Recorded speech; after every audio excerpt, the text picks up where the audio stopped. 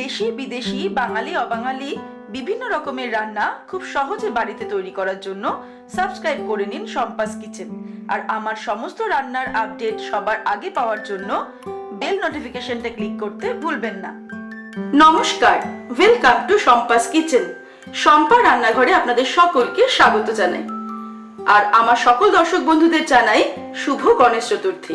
গণেশ চতুর্থীর এই শুভ দিনে আজকের স্পেশাল রেসিপি হলো মোদক। আমার রেসিপিটা ভালো লাগলে লাইক বাটনে ক্লিক করে দিন আর আপনার অত্যন্ত মূল্যবান মতামত আমার কমেন্ট সেকশনে জানাতে ভুলবেন না। মোদক তৈরি করার জন্য সবার প্রথমে আমি একটা প্যান গরম করেছি, তার মধ্যে আমি হাফ টেবিল স্পুন ঘি দিলাম। ঘিটা সম্পূর্ণ মেল্ট হয়ে গেলে এর মধ্যে আমি দিয়ে দেব নারকেল কোড়া। আমি একটা বড় সাইজের নারকেল কুড়িয়ে রেখেছি, সেটা দিয়ে দিলাম। নারকেলটাকে অল্প সামান্য ফ্রাই করে নেব। মাঝারি আঁচে আমি ফ্রাই করছি। 2 মিনিট আমরা মিডিয়াম আঁচে নারকেলটাকে ফ্রাই করে নিলাম। এবার এর মধ্যে আমি অ্যাড করছি গুড়।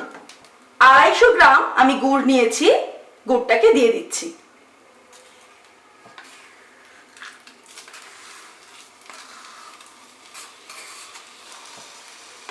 গুড়টা দেওয়ার পরে কিন্তু আমাদের এটাকে নাড়তে হবে আর নারকেলের সঙ্গে একটু মিশিয়ে দিতে হবে।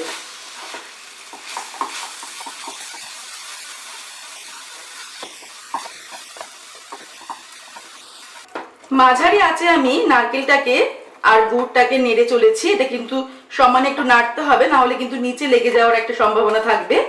গুড়টা সম্পূর্ণ গলে গেলে এর মধ্যে আমি অ্যাড করে দিচ্ছি হাফ টিস্পুন এলাচের গুঁড়ো।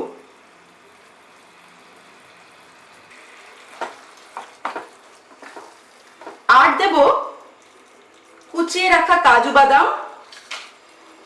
10-12টা কাজু আমি কুচিয়ে নিয়েছি।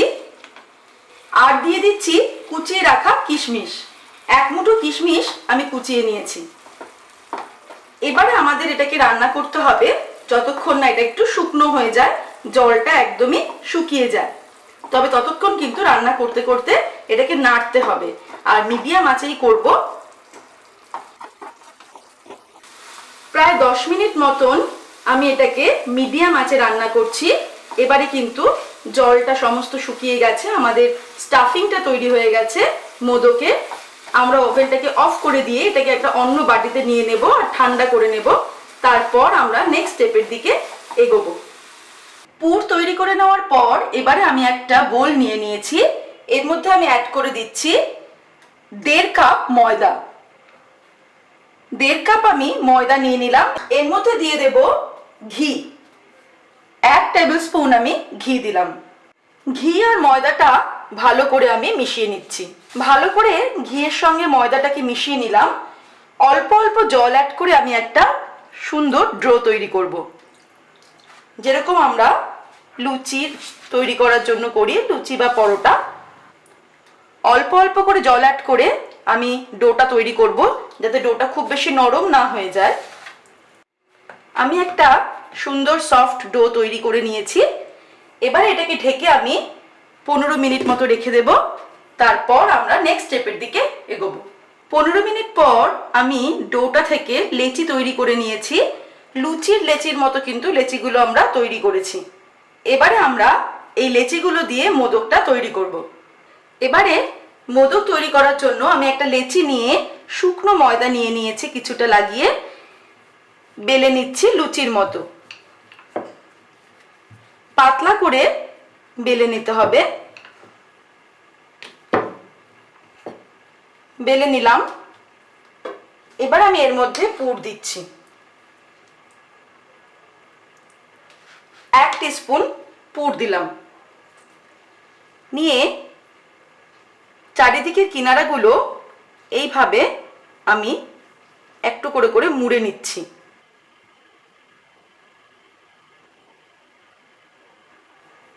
মুড়ে নেওয়ার পর সবকটা কিনারাকে জুড়ে দিয়ে এটাকে একটু লম্বা করে ওপর দিকে টেনে দেব।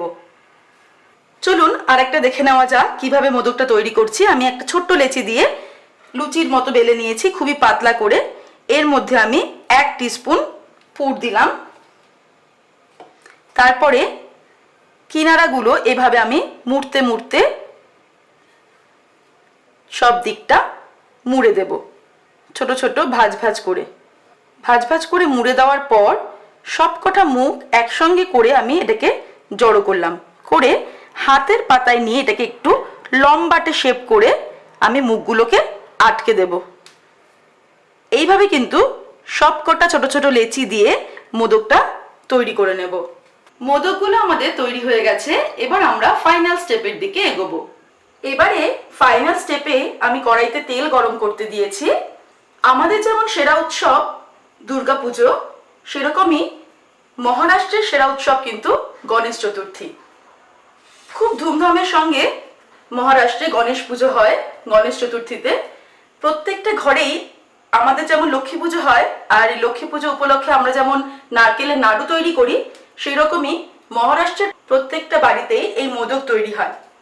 তেলটা গরম হয়ে গেছে, এবার আঁচটাকে আমি মিডিয়ামে দিয়ে মোদকগুলোকে আস্তে করে ছেড়ে দেব। মিডিয়াম আঁচে রেখেই কিন্তু মোদকগুলোকে আমাদের ফ্রাই করতে হবে। সম্প্রতি কলকাতা এবং পশ্চিমবঙ্গেও কিন্তু গণেশ চতুর্থীতে খুব ধুমধামের সঙ্গে গণেশ পুজো শুরু হয়েছে।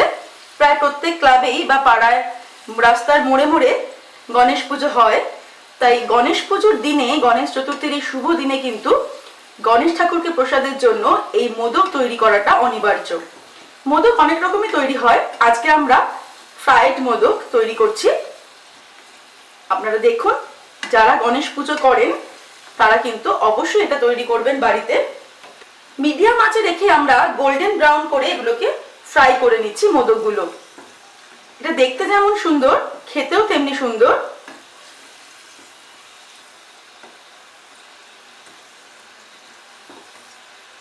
আমার এই রেসিপিটা আপনাদের ভালো লাগলে অবশ্যই লাইক বাটনে ক্লিক করে দেবেন, আর নিজেদের পরিবার পরিচিতদের এই রেসিপির লিঙ্কটা পাঠিয়ে গণেশ চতুর্থীর শুভকামনা জানাতে ভুলবেন না। আমি সবসময় চেষ্টা করি বাঙালি অবাঙালি বিভিন্ন ট্রেডিশনাল যে ফেমাস রেসিপিগুলো আছে সেগুলো আপনাদের সঙ্গে শেয়ার করার জন্য। তাই আমার সমস্ত রকম রেসিপি, বিভিন্ন অকেশনাল রেসিপি, ফেস্টিভ্যাল রেসিপি অথবা যে কোনো রেসিপি খুব সহজে পাওয়ার জন্য ইউটিউবে গিয়ে সার্চ করুন Bengali recipes by Shampa's kitchen. তাহলে কিন্তু আমার সমস্ত রেসিপিগুলো আপনি এক জায়গায় পেয়ে যাবেন। মোদকগুলো ফ্রাই করা হয়ে গেছে, দেখতেই পাচ্ছেন খুব সুন্দর দেখতে হয়েছে। এটা দেখতে যেমন লোভনীয়, খেতেও তেমনি সুন্দর। এবার এগুলোকে আমি তুলে নিলাম। তৈরি হয়ে গেছে আমাদের আজকের গণেশ চতুর্থী স্পেশাল রেসিপি, গণেশ ঠাকুরের প্রসাদ মোদক। আপনারা দেখলেন আমি কি করে সুস্বাদু এই মোদক তৈরি করলাম। আমার রেসিপিটা ভালো লাগলে অবশ্যই রেসিপিটাকে লাইক করুন, শেয়ার করুন, আর নিত্য নতুন রেসিপির আপডেট পাওয়ার জন্য এক্ষুনি আমার চ্যানেলকে সাবস্ক্রাইব করে নিন। ভালো থাকবেন, সুস্থ থাকবেন। আমি আবার হাজির হব নতুন নতুন রেসিপি নিয়ে। নমস্কার।